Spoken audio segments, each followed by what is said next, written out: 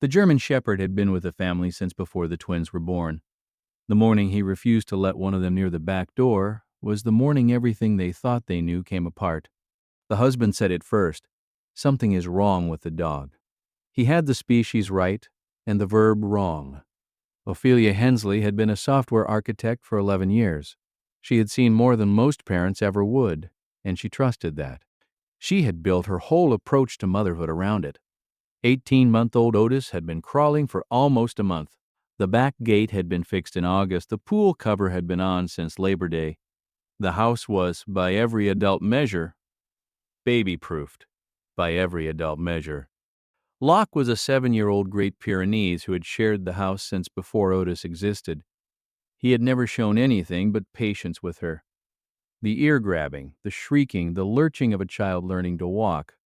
He was the kind of dog people describe as gentle to the point of being a little dull, which is why what happened on the second night made no sense.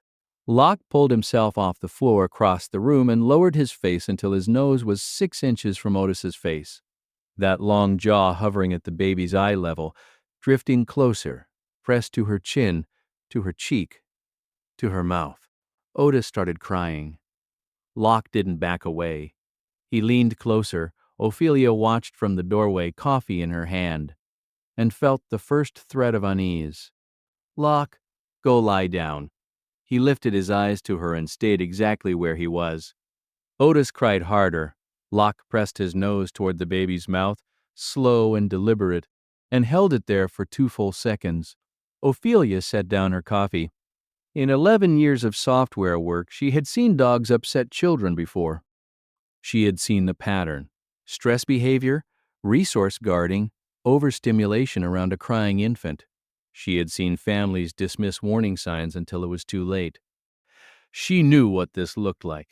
The size differential alone, 70 pounds to 18 and change, made her stomach tighten in a way she recognized as professional instinct. She crossed the kitchen and put herself between them. Locke moved around her. He wasn't growling, he wasn't stiff, but he would not leave Otis alone. Finnegan came in from the garage and watched for 30 seconds. Should we put him out back? Ophelia was already nodding. Just for a few hours, until she's calmer. Her mother-in-law, who had come to help that week, said it from the hallway without being asked. You're right. You can't take that risk with a baby. They had all reached the same conclusion. That felt, at the time, like confirmation. The back door clicked shut. Otis stopped crying almost immediately, which felt like proof. Ophelia picked her up and held her, and felt the quiet of a problem solved. Otis fell asleep against her shoulder, and Ophelia put her down in the den. She went to fold laundry in the next room, the monitor on the counter beside her. Locke was scratching at the back door within 10 minutes. Not barking, scratching. A continuous, focused, rhythmic scraping that didn't stop. Stay with us for what the doctor said next. And subscribe if you want more stories like this. 1. Finnegan let him in. He went directly to the nursery threshold, positioned himself at the threshold, and would not move.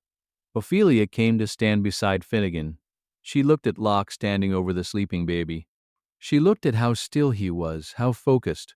In 11 years, she had learned one thing above all else about children in trouble.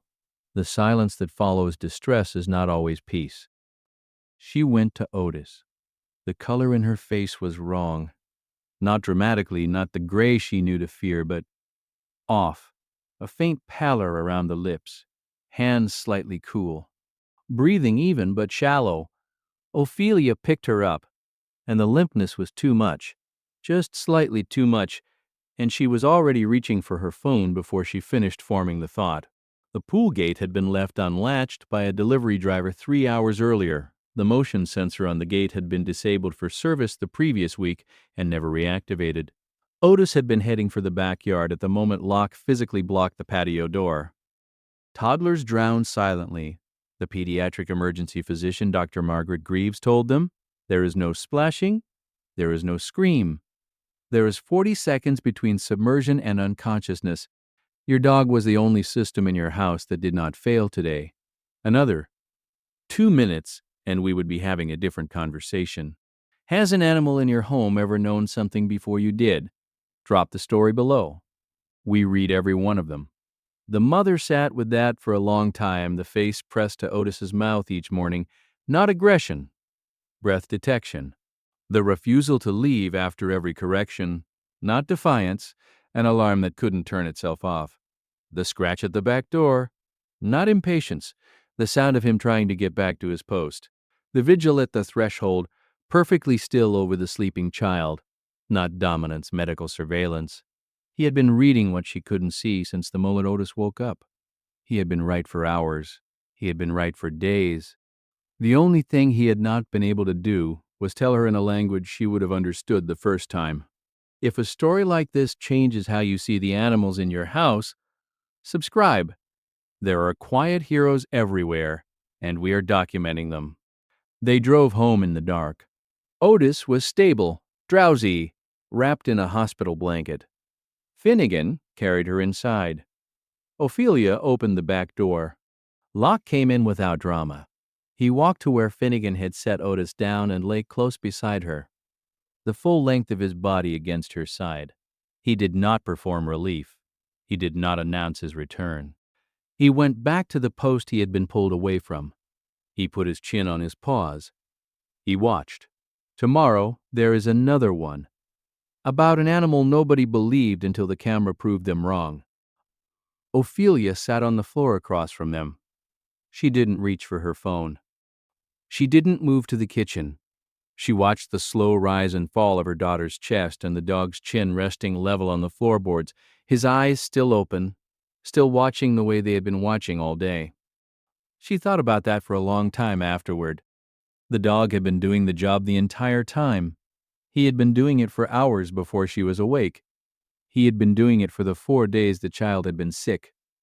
He had been doing it the way every animal in every house has been doing it for as long as there have been animals in houses, which is to say, longer than the family had been alive, longer than the breed had been recognized, longer than the country the house stood in had been on a map. The dog did not know it was extraordinary. The dog knew it was Tuesday. The husband sat on the floor across from them. He did not speak for a long while. When he finally said something, it was not about the dog and it was not about the doctor. It was about himself. He said he was sorry. He said it once. He did not explain.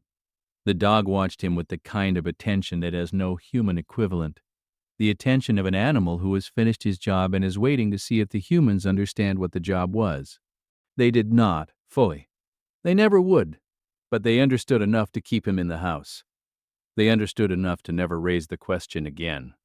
Later, when the child was old enough to ask questions about the photo on the refrigerator, the one of the dog asleep at the foot of the crib, the mother would tell a version of the story. She would leave out the worst parts. She would leave in the part about the dog.